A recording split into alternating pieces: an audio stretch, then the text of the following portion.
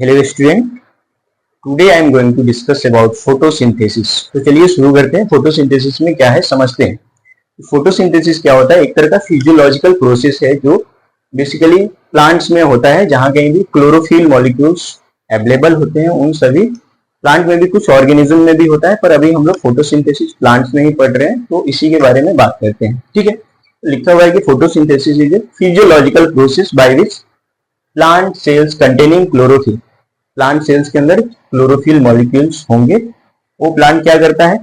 Produce food in the form of glucose और starch by using CO2, H2O और light energy या solar energy. ठीक है, क्या कैसे यूज करता है? जैसे ये CO2 मॉलिक्यूल है, ये H2O है, इसका यूज करके क्या बना रहा है, क्या फॉर्म कर रहा है, क्या प्रिपेयर कर रहा है? ये ग्लूकोज मॉलिक्यूल्स। बेसिकली क्या है? ये इसका फूड है। ठीक है, साथ में कुछ वाटर के मॉलिक्यूल्स भी रिलीज होते हैं और जो ऑक्सीजन रिलीज होता है ये इन्वायरमेंट में बाहर आ जाता है स्टोमाटा के थ्रू।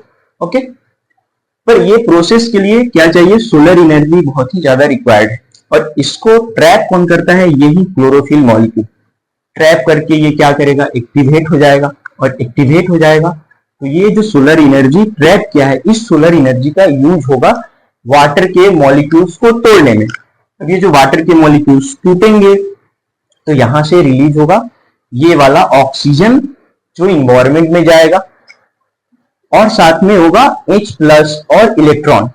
अब जो H+ है वो H+ क्या होगा? इस CO2 को रिड्यूस करेगा इस ग्लूकोज के मॉलिक्यूल्स में। और जो इलेक्ट्रॉन है अभी हम लोग पढ़ेंगे जो इलेक्ट्रॉन का यूज कहां होता है, कैसे होता है, कैसे ADP से ATP बनता है, हम अभी पढ़ेंगे इसके बारे में। ठीक है, तो चलिए हम समझते हैं। एग्जाम में कई बार आता है, बहुत बार पूछा जा चुका है, इससे पहले भी आगे भी पूछा जाएगा, मैं तो श्योर हूं, आप भी श्योर हो जाइए। तो क्या है? रॉ मटेरियल्स क्या क्या होते हैं? रॉ मटेरियल्स, तो जैसा कि हमने अभी बात किया है कि यहाँ पे क्या क्या रिक्वायर्ड है? CO2 रिक्वायर्ड है, H2O रिक्वायर्ड है, सोलर एनर्जी चाहिए और उस सोलर एनर्जी को ट्रैप करने के लिए क्या चाहिए? क्लोरोफिल। तो चलिए यही सब होते हैं हमारे रॉ मटेरियल्स। तो क्या क्या है? CO2, ठीक है, दूसरा क्या है? H2O, बेसिकली वाटर, एंड यहां पे क्या है? Solar energy and chlorophyll. तो chlorophyll, chlorophyll and fourth one या चौथा क्या है हमारे पास? Solar energy. और ये सोलर एनर्जी आता कहां से है? सनलाइट से। तो हमें ये भी लिखना जरूरी है, सनलाइट।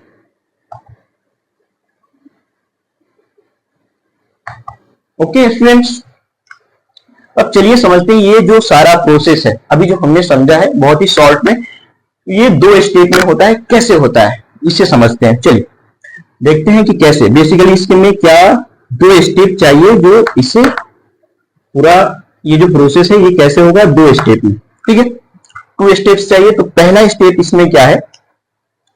उस स्टेप को कहते हैं हम लोग लाइट डिपेंडेंट स्टेज। ठीक है, तो बेसिकली लाइट डिपेंडेंट या लाइट फेज, शॉर्ट में क्या लिख सकते हैं हम इसे? Light phase. तो पहला स्टेप इसमें क्या है? लाइट फेज वाला। ठीक है, लाइट फेज। लाइट फेज कहने का मतलब है कि ये जो प्रोसेस है ये किस पे डिपेंडेंट रहेगा? सनलाइट पे। जो सोलर एनर्जी आ रहा है उसका यूज यहाँ पे होना है, वो बहुत ही रिक्वायर्ड है यहाँ पे। ठीक है, अब ये जो प्रोसेस है हम समझते हैं कि ये प्रोसेस होता कहां पे? ठीक है, क्योंकि यहाँ पे सनलाइट का जरूरत है, सनलाइट यूज हो रहा है, तो ये प्रोसेस होगा वहां पे जहां पे ये क्लोरोफिल के मॉलिक्यूल्स अवेलेबल है। अब ये जो क्लोरोफिल के मॉलिक्यूल्स हैं ये अवेलेबल कहां पे होते हैं? जो थाइलाकॉइड होता है उस थाइलाकॉइड के मेम्ब्रेन में। तो ये जो स्टेप है लाइट फेज वाला स्टेप, ये होता कहां पे है? तो ये ऑकर इनसाइड या ऑकर इन थाइलाकॉइड। ठीक है, ये कहां पे होना है? थाइलाकॉइड में। अब ये थाइलाकॉइड का मेम्ब्रेन है जहां पे हमें मिलता है, ये क्या है समझते हैं हमें? प्लास्टिड। ये जो प्लास्टिड होता है डबल मेम्ब्रेन का स्ट्रक्चर है, प्लांट सेल में बेसिकली मिलता है और इसमें बहुत सारे ऐसे स्टैक जैसे थाइलाकॉइड्स दिखते हैं हमें। ठीक है, और इस थाइलाकॉइड के मेम्ब्रेन में हमें क्या दिखता है? क्लोरोफिल। हमें क्या दिखता है, ये क्लोरोफिल। इधर मैं लिखता हूं, ये क्या है, क्लोरोफिल। ये जो क्लोरोफिल है क्या करेगा, ये सनलाइट से सोलर एनर्जी को ट्रैप करेगा और ट्रैप करके ये क्या हो जाता है, एक्टिवेट हो जाता है। जैसे ही ये सनलाइट से सोलर एनर्जी को ट्रैप करेगा, ये क्या हो जाएगा, एक्टिवेट हो जाएगा।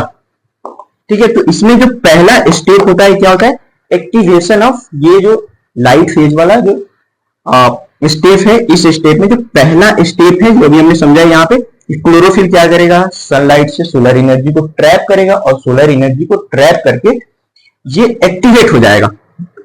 तो बेसिकली हम क्या लिखते हैं उसे, पहला स्टेप एक्टिवेशन ऑफ क्लोरोफिल। अब जैसे ही ये क्लोरोफिल मॉलिक्यूल एक्टिवेट हुआ, बेसिकली इसने क्या किया है, एनर्जी को ट्रैप किया है। ठीक है, अब वो जो एनर्जी इसने ट्रैप किया है, उस एनर्जी का यूज होगा जो ये वाटर H2O मॉलिक्यूल है, इसको तोड़ने के लिए। देखिए कैसे होता है।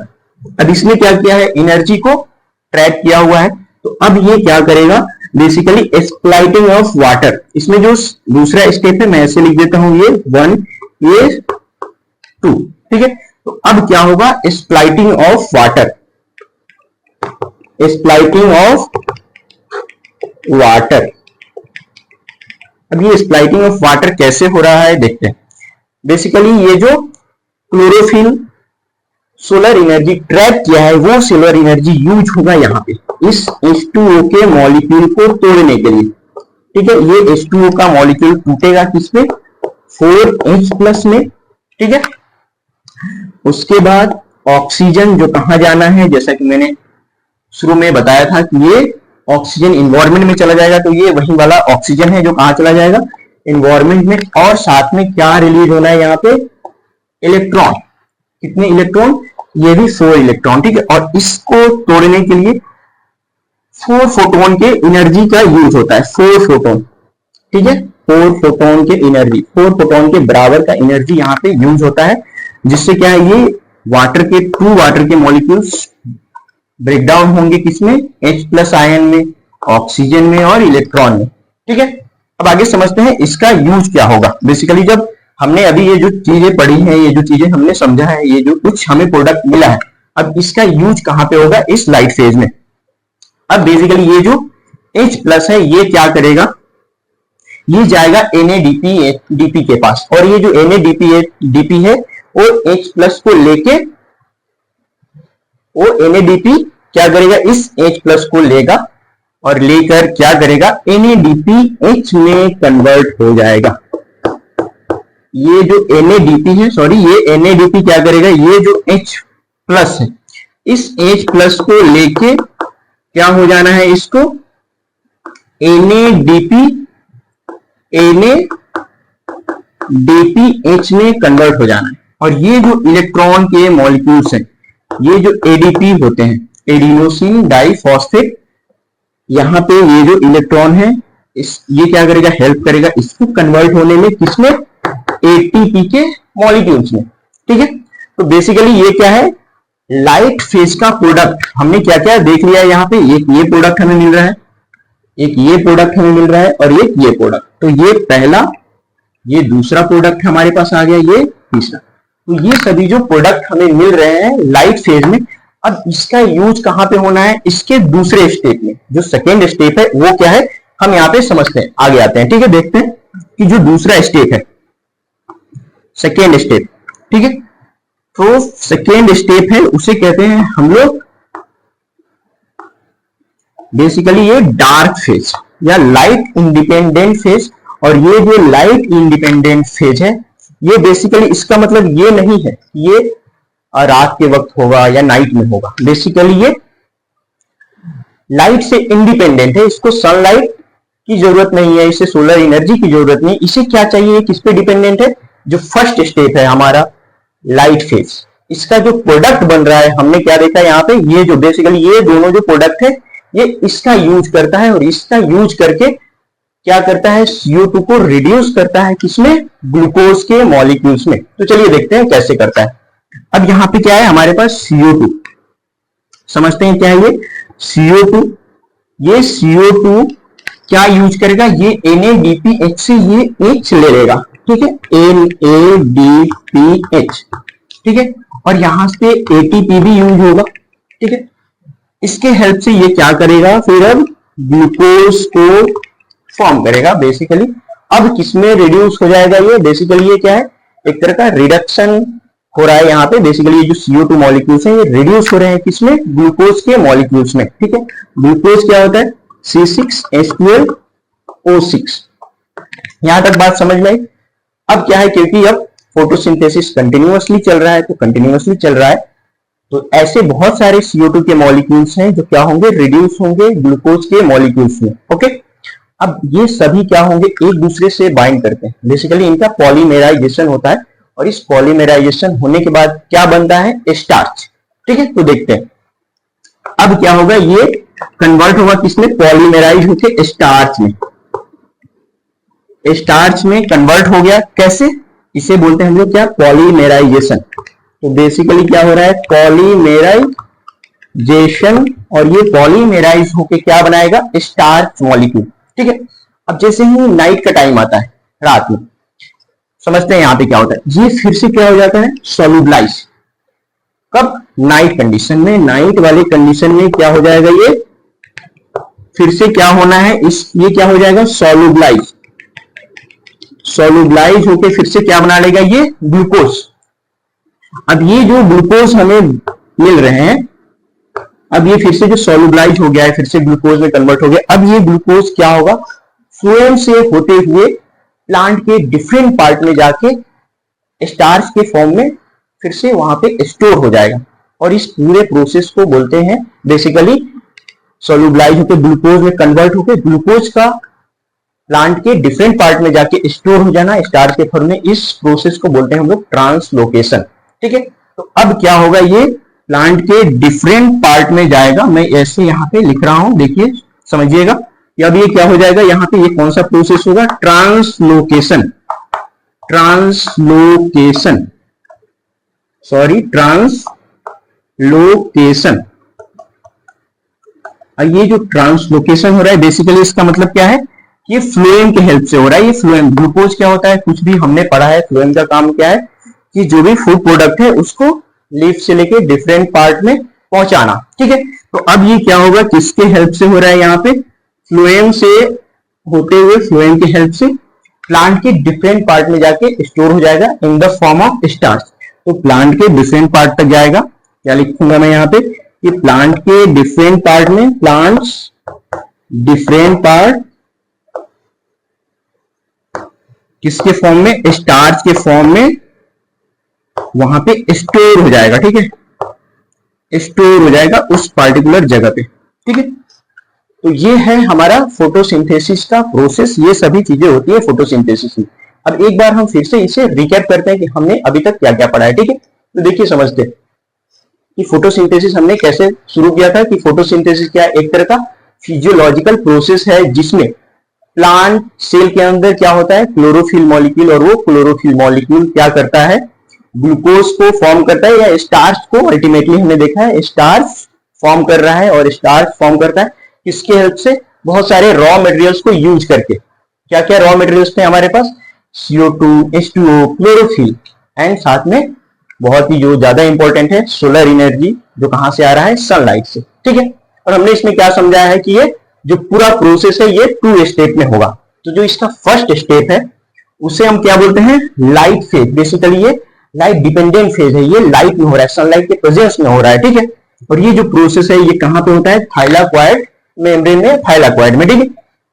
और ये थाइलाक्वाइड होता कहां पे, जो क्लोरोप्लास्ट है, प्लास्टिड है, उसके अंदर एक स्ट्रक्चर होता है ऐसे, थाइलाक्वाइड बहुत सारे स्टैक करके एक स्ट्रक्चर है, दिख रहा है जहां पे मैंने ड्रॉ किया हुआ है।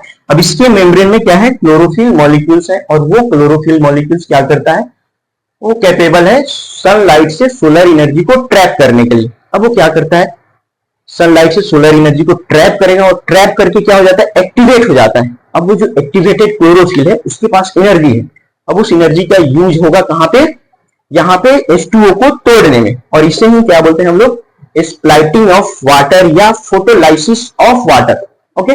बेसिकली ये जो प्रोसेस हो रहा है क्या है, फोटोलाइसिस ऑफ वाटर।